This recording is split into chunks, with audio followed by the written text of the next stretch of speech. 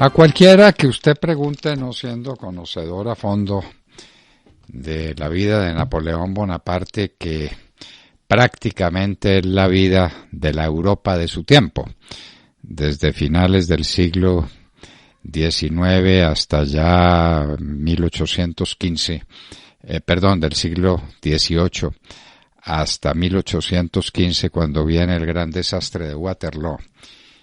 Esa persona poco conocedora le preguntan cuál es la batalla más grave que perdió Napoleón en su historia, le dirá que Waterloo.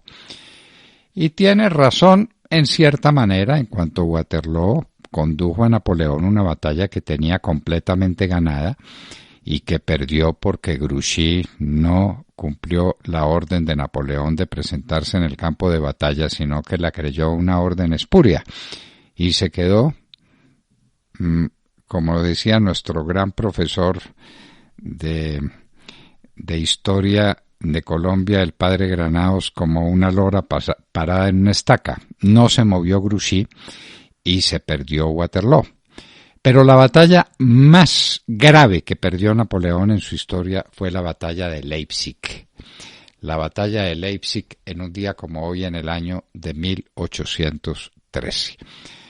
Napoleón había destruido lo mejor de su ejército en dos aventuras que fueron desastrosas para la consolidación de su imperio. Napoleón era prácticamente el dueño de Europa. Pues bien, se metió en la guerra de España, que España le replicó con la guerra de la independencia, que dejó esa nación muy maltrecha, pero que no se rindió nunca, y que en Bailén, Arapiles y Vitoria destruyó los ejércitos napoleónicos, quien lo creyera, comandados por un inglés, por Wellington. Wellington era el comandante supremo de las fuerzas de coalición entre España y la Gran Bretaña y un poco las fuerzas de Portugal también. Pero Wellington condujo a esos ejércitos que estaban muy duchos o que se hicieron muy duchos en la guerra de guerrillas y que hicieron imposible el desarrollo de las tropas napoleónicas por España y que terminaron con infligirle una derrota muy cruel.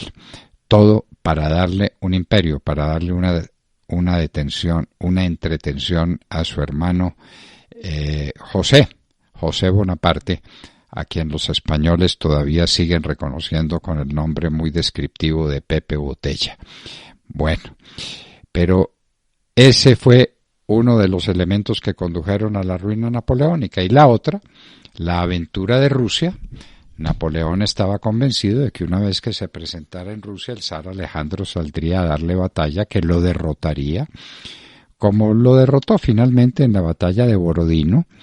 A las tropas rusas fueron derrotadas en Borodino, por mucho que después de leer La Guerra y la Paz, una obra cumbre de la literatura universal de Tolstoy, queden las dudas de qué fue lo que pasó en Borodino. Pero allá no estuvo el desastre napoleónico, lejos de eso. El desastre napoleónico le vino con el invierno. Napoleón no midió el invierno ruso, no midió el frío de las estepas, no midió lo que sería una retirada ordenada de sus tropas después de haber tomado Moscú y después de que Moscú hubiera sido incendiado por los mismos rusos. Y entonces ese retiro en medio de un invierno pavoroso le costó a Napoleón lo mejor de sus tropas. De manera que por punta y punta, por el lado de España al occidente, por el lado de Rusia al oriente, Napoleón quedó prácticamente destruido, pero es que era Napoleón, y armó de nuevo un ejército, y lo puso en plan de batalla, y se enfrentó a los aliados en la batalla de Leipzig. Napoleón nunca enfrentó solo a un estado, aunque muchas veces peleó con los austríacos. El imperio austrohúngaro y austríaco era la gran potencia europea de su tiempo, excepción hecha de la potencia napoleónica. Pues en la batalla de Leipzig, queridos amigos, Napoleón sufre una derrota terrible, terrible. Es la batalla más sangrienta de toda la historia de las batallas napoleónicas. Una batalla donde estarían todas las fuerzas de Europa, incluyendo las fuerzas suecas que estaban comandadas por un mariscal, antiguo mariscal del ejército napoleónico, y por Austria y por la naciente Alemania. Entonces era una coalición, y obviamente por los ingleses, como siempre, que cuando podían llegaban para darle el golpe final a Napoleón.